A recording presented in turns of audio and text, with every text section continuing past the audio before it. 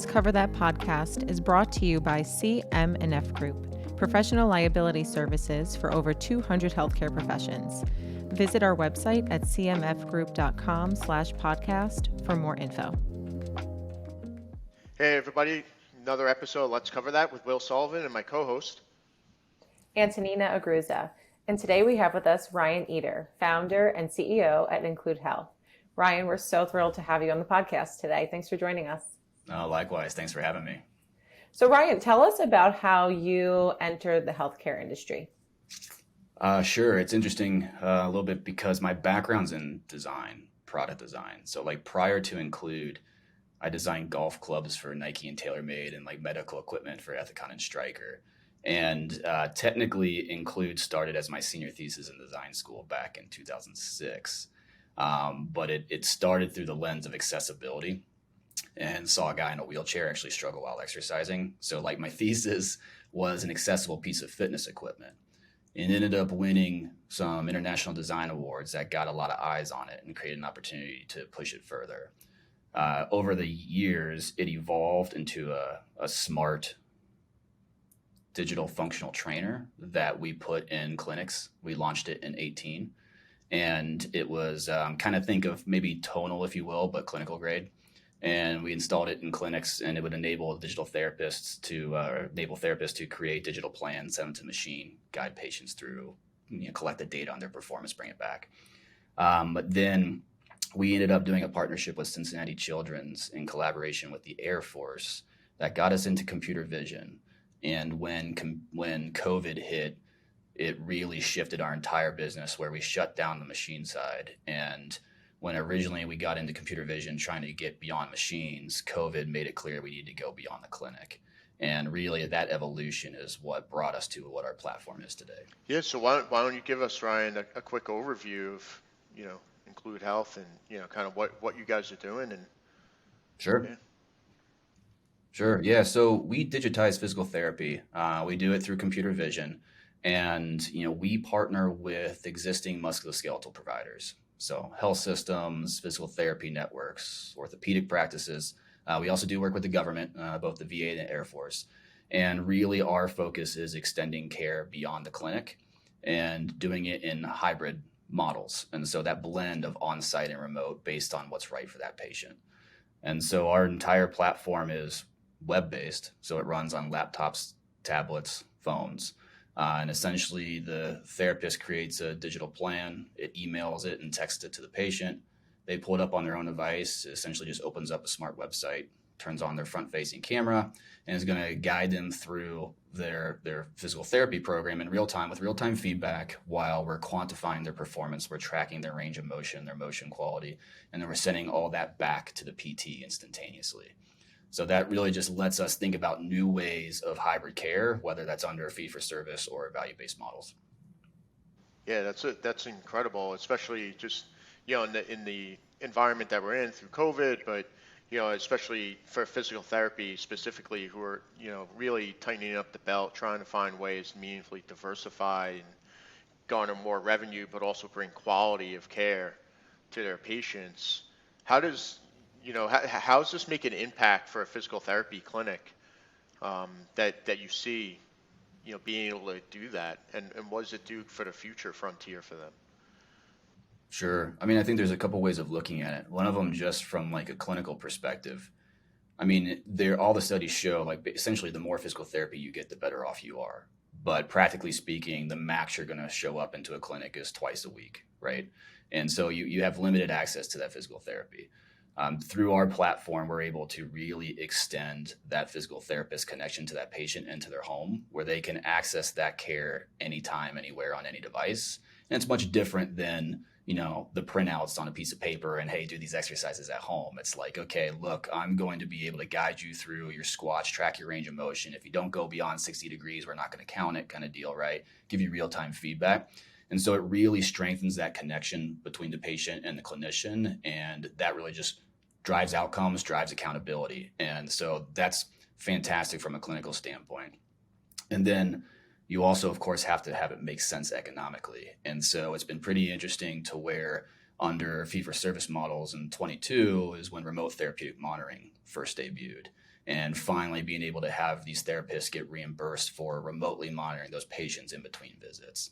And so we've really been working with the industry, helping unlock those workflows and figure out how to optimize those deployments.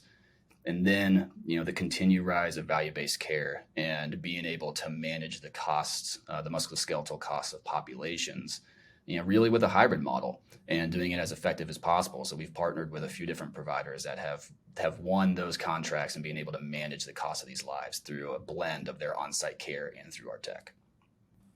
So what does unlocking digital MSK for providers look like? I mean, it's actually fairly straightforward in that whenever you get physical therapy, you're always given home exercises. And I mentioned this, usually though it's in the form of, a piece of paper or maybe just some videos to watch. It's not very engaging, right? There's statistically like less than 15% of people actually do those at home. And so, but, unlocking it means, okay, let's give the clinicians a platform that they can easily send to their patients, have it run on any device, but make it personalized, make it interactive, make it engaging so they actually do their exercises, right? And bring all that back to them instantaneously. So it just is bridging the gap of the connection when that patient is not within the four walls of the clinic. Yeah, that's, I mean, being somebody who has had surgery on a shoulder and done the knee redos and, when you get a large scale shoulder surgery, you just literally lean your shoulder against the wall for, 5 sets of 30 seconds. It's not very engaging if you do that in your own home. So but when you think of that though, you have the care and transition through that. What's the extension for physical therapy? I mean, so now you're getting the care on site, brick and mortar, whether it's in a health system or outpatient clinic, and then you're getting this adherence from home or anywhere you are. What does that look like after the treatment cycle is done for physical therapy? And where does your technology kind of support that piece of it? Yeah, I mean, it gets really interesting because, I mean, the tech is all asynchronous, right? This isn't like the PT is sitting on the other side on a video conference. This is like, okay, I can set it up for you and the computer vision can give you the real-time feedback. You can do this on your own time. What that does is that unlocks being able to be connected with that patient beyond the episode. And so, physical therapy is one of the very few disciplines where you actually discharge a patient and you never see them again. And that can be problematic on both sides, right? Both sides want to stay connected. A few of the more progressive programs go into like self-pay services so you can stay connected and get more into like a wellness program. But it still requires going into the clinic, and sometimes that causes issues because you have other, patients in acute care that need those facilities. So what's really interesting here is when you discharge a patient, that patient can continue access on this platform and still be able to access that PT's, expertise in those programming and still be able to stay healthy, because at the end of the day, it's not like you do physical therapy for 6 weeks and then you shouldn't do it again. Like in theory, you should be staying active. Movement is medicine and continuing to do that. And this lets you do that in a very efficient and connected way. So Ryan, were you able to attend the recent health conference? I did. Yeah. I went to Health in Vegas, and it was quite the spectacle. I've been to like the Consumer Electronics Show multiple times, like pre-COVID and all. And while that's technically a bigger conference, I would say that Health was more impressive than CES has been in the past. Yeah, and tell us a little bit about the conference and maybe some of the connections you made there that you feel like will be, imperative to your platform or, new milestones ahead. Sure. Going there was interesting to where you always have a variety of meetings pre-planned of people that you want to get connected with there. But what's interesting is, that was really the first health conference I've been at since pre-COVID. And there were multiple people that I just ran into randomly that I have met virtually over the last 3 years. And you weren't even planning on seeing them. They're like, oh, hey, there you are. Hey, it's nice to meet you. And you go, catch up with what people are doing. And, you form partnerships from investors, from customers, from collaborators, right?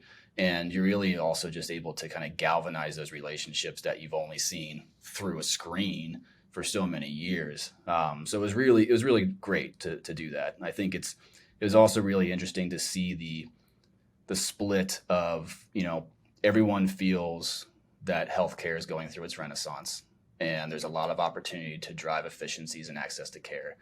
There's a very divided perspective on whether you can do that through the existing system or you have to create your own. And so I continue to get intrigued with the different perspectives and approaches and what will ultimately be the best solution for the patients. Because at the end of the day, that's all that really matters. What do you think is the best solution? I think it is through the existing system. So all the technology in the world is fantastic, right? But you also have to navigate human behavior. And when someone has an issue, 9 times out of 10, they don't go to like their employer and say, what tech solution do I have available to solve this? They usually say, hey, I'm going to go to my local provider. This hurts. Can you check me out and put me on a plan? And so, I mean, that's just how people access care. And so I think the real opportunity is to be able to weave technology in there so you can still have that face-to-face in-person interaction that people want and feel like you get that quality of care, but you can augment that through tech. Now, there's challenges of doing that because the existing system has its infrastructure and process, but I think ultimately that's what's going to prevail. Yeah, I think that's an interesting kind of closing comment, Ryan, is just every business is going through how is technology going to support me versus supplant me. And I think it's interesting to kind of see what those debates are, whether it's healthcare or insurance on our end. It's all about how do you elevate the human experience and kind of bring them to a better place. And it's really cool to see the type of work that you're doing. So thank you for hopping on with us. No, I appreciate you guys having me. Thanks, Ryan. And that's another episode of Let's Cover That.